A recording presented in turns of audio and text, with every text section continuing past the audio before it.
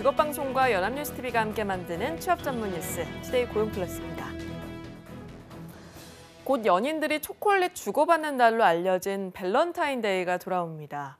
장사 속으로 만든 정체불명 기념일이라는 비판이 많지만 유통가에는 또 하나의 대목인데요. 불황의 설 장사도 죽순 유통업체들이 이번 대목이라도 잡겠다면서 손님몰이 총력전에 나섰습니다. 첫 소식 한지희 기자입니다. 서울 광화문의 한 고급 초콜릿 브랜드 매장입니다. 밸런타인데이를 앞두고 한눈에도 비싸 보이는 각양각색의 초콜릿들이 손님들을 기다립니다. 불황에 가라앉은 소비 심리를 살려보려 연인을 넘어 다양한 대상을 겨냥한 선물도 준비하고 물량도 작년보다 30% 늘렸습니다. 보통 연인들에게 선물하는 걸로 많이 생각하시는데 최근에는 직장 동료나 가족, 친구 위한 선물로 초콜릿도 많이 구매하시고 초콜릿 판매율도 많이 증가하고 있습니다. 원하는 문구를 골라 세상에서 하나뿐인 수제 초콜릿도 주문할 수 있습니다. 얄팍한 상술이라는 비판도 있지만 역시 불황을 뚫기 위한 또 다른 마케팅 전략인데 고가의 선물이 부담스러운 사람들에게는 긍정적인 반응도 나옵니다. 발렌타인데이 앞두고 가족들에게 고마움을 전하고자 여기 왔는데요. 좀 비싸지 않은 가격에 이렇게 예쁜 초콜릿을 선물하면 가족들이 굉장히 좋아할 것 같습니다. 대형마트와 백화점도 매장 한켠에 형형색색 포장을 입힌 고급 초콜릿과 특별 한정 상품들을 선보이며 판매에 열을 올리고 있습니다.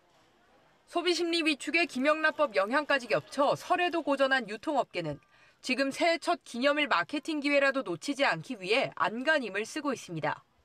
연합뉴스TV 한지희입니다.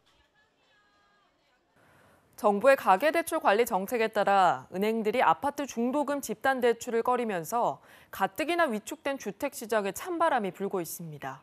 빚을 내 집을 사라고 할 때는 언제고 정책이 너무 오락가락하는 건 아닌지 볼멘 소리도 나오고 있습니다. 이경태 기자가 보도합니다.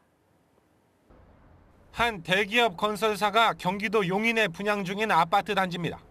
2010년 10월 분양 당시만 해도 회사 측은 중도금 대출 금리가 2%대가 될 것이라며 계약자를 모았습니다.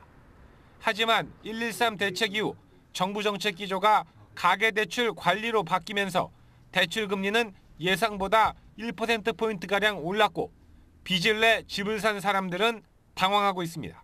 그때 당시에는 상담사들이 1금융권 2%대 중후반에서 집단대출 금리가 결정된다고 하였는데 막상 계약을 하고 보니까 3%대 중반 시행이 됐고요.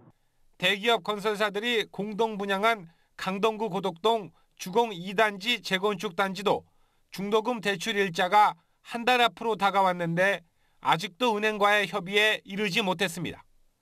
또 막상 대출 계약이 진행되었다 해도 중도금 대출 이자가 연 5%대까지 치솟아 분양 시장에 찬물을 끼얹고 있습니다.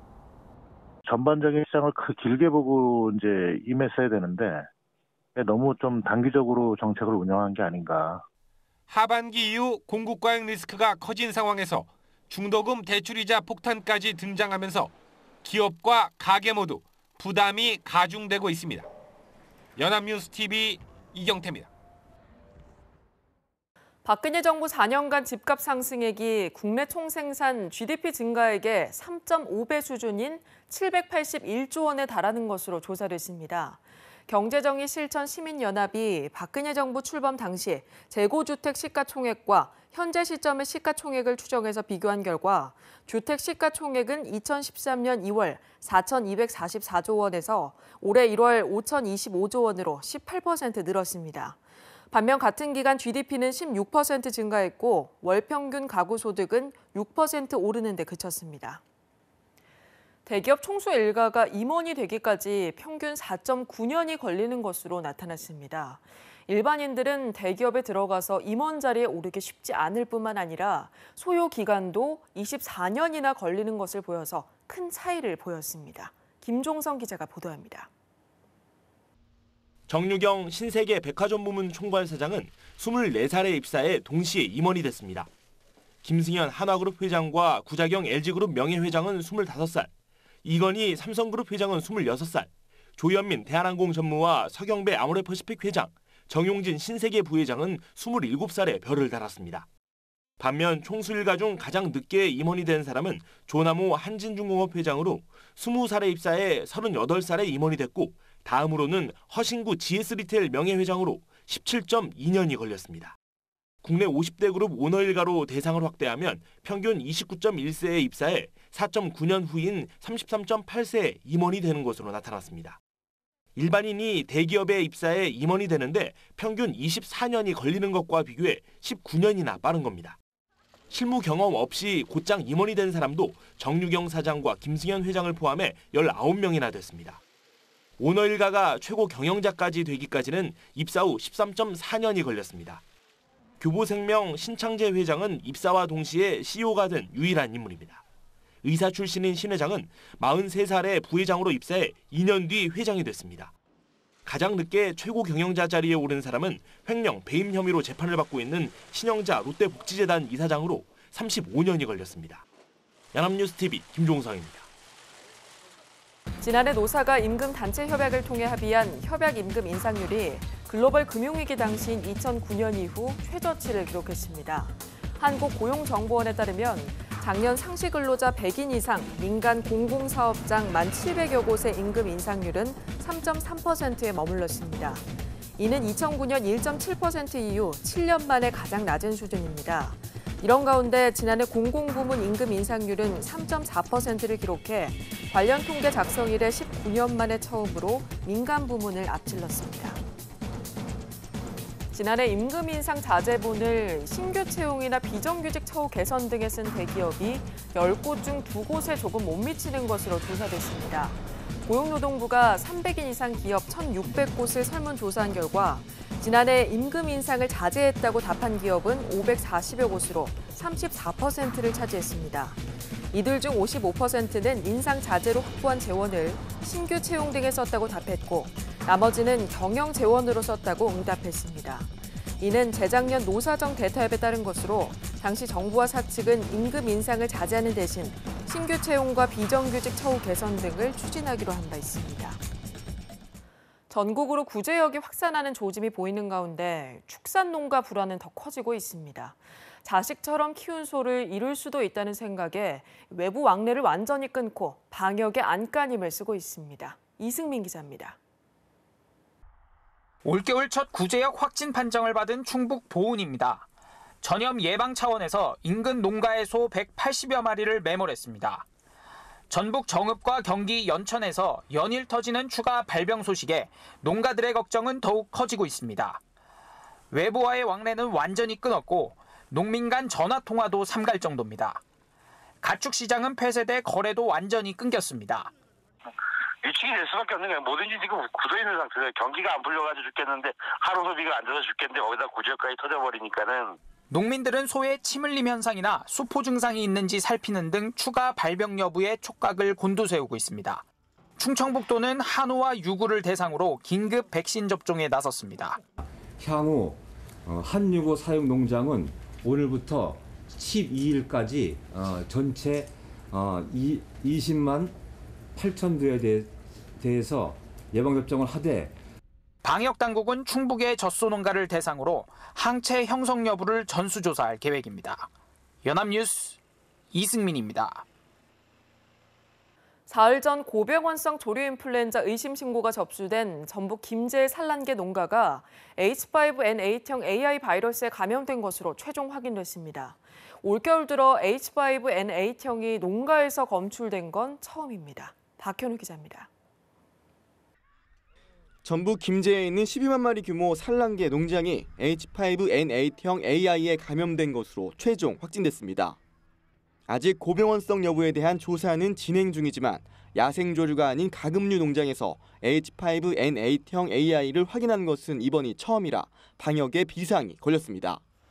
특히 전북의 경우 이미 한바탕 AI로 홍역을 치른 뒤 한 달 넘게 발생하지 않아 방역대가 해제됐다가 김제에서 또다시 AI가 발생해 방역당국 역시 당혹감을 감추지 못하는 모습입니다.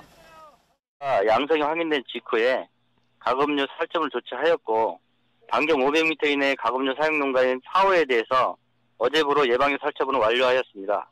가금류 농가 등은 출입자나 차량에 대한 통제와 차단 방역을 철저히 살려줄 것을 당부드립니다. 당국은 최근 전북 고창 독림저수지에서 H5N6형과 H5N8형에 감염된 야생조류가 잇따라 발견된 점을 고려할 때 일단 철새에 의해 바이러스가 유입된 것으로 추정하고 있습니다. 농식품부는 오늘 오후 2시에는 AI 가축방역 심의회를 개최해 방역 상황을 점검하고 추가 대책을 논의할 계획입니다. 연합뉴스TV 박현우입니다. 닭고기 가격이 설 연휴 이후 가파르게 오르고 있습니다. 축산물 품질평가원에 따르면 지난해 12월 조류인플루엔자 AI 확산으로 킬로그램당 930원까지 떨어졌던 육개 도매가는 지난달 말까지 1,000원대 시세를 유지했습니다. 하지만 설 연휴 이후 수요가 회복되자 불과 일주일 만에 30% 이상 올라 킬로그램당 1,500원대까지 뛰었습니다. 지난 4일 불이 난 경기도 화성 동탄 메타폴리스 입주 상인들의 피해가 눈덩이처럼 불고 있습니다. 화재로 영업 중단이 장기화하는 데 따른 겁니다. 보도에 강창구 기자입니다. 4명이 숨지는 등 51명의 인명피해가 발생한 메타폴리스 상가 건물입니다. 경찰의 현장 감식과 건물 구조 안전 진단이 마무리되지 않아 아직까지 불이 날 당시의 모습 그대로입니다. 내부로 통하는 모든 출입문은 굳게 닫혀 있고 찾아오는 고객도 없어 을씨년스럽기까지 합니다. 극장과 대형마트 등 대략 200개 매장이 있지만 일부 음식점과 부동산 업소 등 서너 개를 제외하면 모두 영업을 중단한 상태입니다. 쇼핑몰 고객분들도 지금 문을 닫았기 때문에 아무도 없고 또 폐쇄됐기 때문에 직원분들도 안 오시기 때문에 더구나 불이 난 B동은 언제 영업을 재개할 수 있을지 알 수 없습니다. 화재 당시 발생한 거름과 냄새를 제거하는 데도 상당한 시일이 소요될 전망입니다. 상가 A동과 B동을 연결하는 연결통로입니다. 화재 당시 발생한 연기와 끓음으로 옷가지가 엉망이 됐습니다. 일부 상인들은 관리회사가 아무런 정보도 주지 않는다며 불만을 토로합니다. 답답하죠. 근데 아직까지 그 사람들 어디 사무실에 있는지 연락처도 몰라요. 한편 경찰은 2차 합동 감식에서 불이 급속히 옮겨붙은 원인을 파악하기 위해 바닥재와 보온재 등을 수거해 국가수에 감정을 의뢰했습니다. 경찰은 또 시설 운영사 관계자들을 상대로 스프링클러 등 소방시설을 끈 이유에 대해 조사를 벌이고 있습니다. 연합뉴스TV 강창호입니다.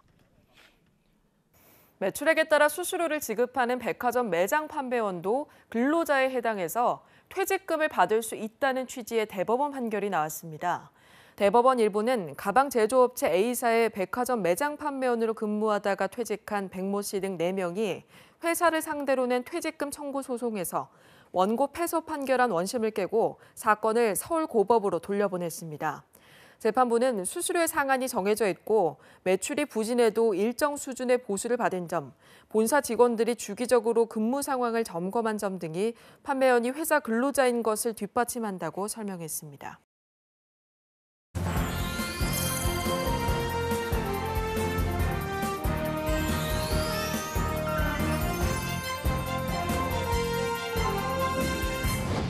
사회적인 이슈를 데이터로 알아보는 데이터 뉴스 시간입니다. 오늘도 구보나 캐스터와 함께합니다. 안녕하세요. 안녕하세요. 네, 데이터 뉴스 시간입니다. 이 부자가 되는 법, 동서고금을 막론하고 누구나 관심 있는 주제일 텐데요. 얼마 전 한 은행의 조사 결과에 따르면 부자 중 절반은 부모님께 상속을 받은 금수저였다고 합니다. 부자가 되기 가장 쉬운 방법은 바로 부자로 태어나는 거란 얘긴데요. 그렇다면 부자들은 우리 사회의 부를 얼마나 차지하고 있을까요? 오늘 데이터 뉴스 시간에는 일부가 독식하고 있는 부의 불평등 정도를 알아보겠습니다. 네, 상위 20%의 사람들이 전체 부의 80%를 차지하고 있다는 파레토의 법칙이라는 게 있죠. 과연 우리나라의 현실은 어느 정도인지 궁금한데요. 네, 먼저 소득의 불평등 정도를 알아볼 텐데요. 2015년 말 기준 소득 상위 10%가 전체 소득에서 차지하는 비중은 48.5%로 역대 최고치를 기록했습니다. 이는 20년 전과 비교했을 때 약 14%가 증가한 건데요. 이 빈부격차가 심하기로 유명한 미국이 50%라고 하니까요. 한국도 세계 최고 수준의 불평등을 기록하고 있다고 할 수 있겠습니다. 네, 그렇습니다. 미국은 이른바 슈퍼리치들이 많잖아요. 빌 게이츠만 해도 자산이 89조가 넘는 걸로 알고 있는데 불평등 정도는 우리와 비슷하다고 하니까 좀 충격인 것 같습니다. 네, 그런데 앞서 살펴본 소득보다 자산, 즉 보유 재산의 차이는 더 심각하다고 합니다. 동국대학교 경제학과의 김낙연 교수는 2015년 한국 사람들이 보유한 자산을 기준으로 우리 사회가 얼마나 불평등한가를 조사했는데요. 자산가들이 자신의 재산을 축소 신고하는 경향을 배제하기 위해서 이 상속 재산을 기준으로 추정했다고 합니다. 보통 사망 신고를 하면 국세청이 부동산과 금융 정보를 이용해서 이 사망자의 재산을 실사할 수 있는데요. 이 자료를 토대로 자산을 추정했다고 합니다. 네, 앞서 우리나라 부자는 상속받는 비율이 높다고 했으니까 아무래도 상속 재산을 기준으로 하는 게 의미가 있겠네요. 네, 미국, 프랑스 등에서도 많이 쓰는 방식인데요. 조사 결과 우리나라 자산 상위 10%가 전체 자산에서 차지하는 비중은 66%였습니다. 과반수를 훌쩍 넘긴 수치죠. 그리고 자산 상위 1%가 전체 자산에서 차지하고 있는 비중은 25.9%였습니다. 우리나라 전체 자산의 4분의 1을 단 1%의 사람들이 소유하고 있다는 겁니다. 네, 앞서 살펴본 소득 불평등보다 자산 불평등이 더 심각해 보입니다. 그렇다면 사람들이 가지고 있는 재산을 기준으로 했을 때 우리 사회는 훨씬 더 불평등하다는 의미라고 봐도 되겠죠? 네, 그렇습니다. 그렇다면 하위 소득 계층이 가진 자산의 비중은 어떨까요? 자산 하위 50%가 전체 자산에서 차지하는 비중은 고작 1.7%였습니다. 상위 1%가 25.9%였으니까 20배가 넘는 엄청난 차이인 거죠. 네, 상위 1%와 하위 50%의 빈부 격차는 좀처럼 좁혀질 것으로 보이지는 않는데요. 그렇다면 앞으로 좁혀질 가능성은 좀 있을까요? 안타깝게도 추이로 봤을 때 그럴 가능성은 없어 보입니다. 2000년에서부터 2007년 사이 상위 10%의 자산은 전체의 63.2%를 차지했었는데요. 2013년에는 66.4%로 3.1% 늘어났습니다. 상위 1%의 자산 비율도 같은 기간 1.8% 늘어나서 같은 양상을 보였는데요. 반대로 하위 50%의 자산은 갈수록 줄어들었다고 합니다. 네, 참 우리 사회의 불평등이 얼마나 심각한지 잘 보여주고 있습니다. 그렇다면 다른 나라와 비교했을 때는 어떨까요? 우리나라가 특히 심각한 건가요? 네, 상위 10%의 부가 집중된 정도는 우리나라가 영미권 국가보다는 낮지만 프랑스 등 유럽 국가에 비해서는 다소 높은 편이라는 평가입니다. 하지만 미국이나 영국에는 200여 년 전부터 금융과 부동산을 통해 거대한 부를 축적한 사람들이 뿌리 깊게 존재하는 반면 우리의 산업화 역사는 겨우 40년 정도인데요.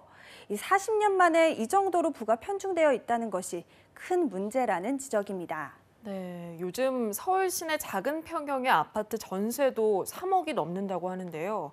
결혼할 때 본인의 소득으로만 이 돈을 마련할 수 있는 사람이 얼마나 될까요?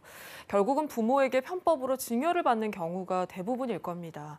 이런 부의 불법적인 대물림 문화가 사라져서 조금이나마 불평등이 해소되기를 바랄 뿐입니다. 자, 지금까지 데이터 뉴스 구보나 캐스터와 함께했습니다. 고맙습니다. 고맙습니다.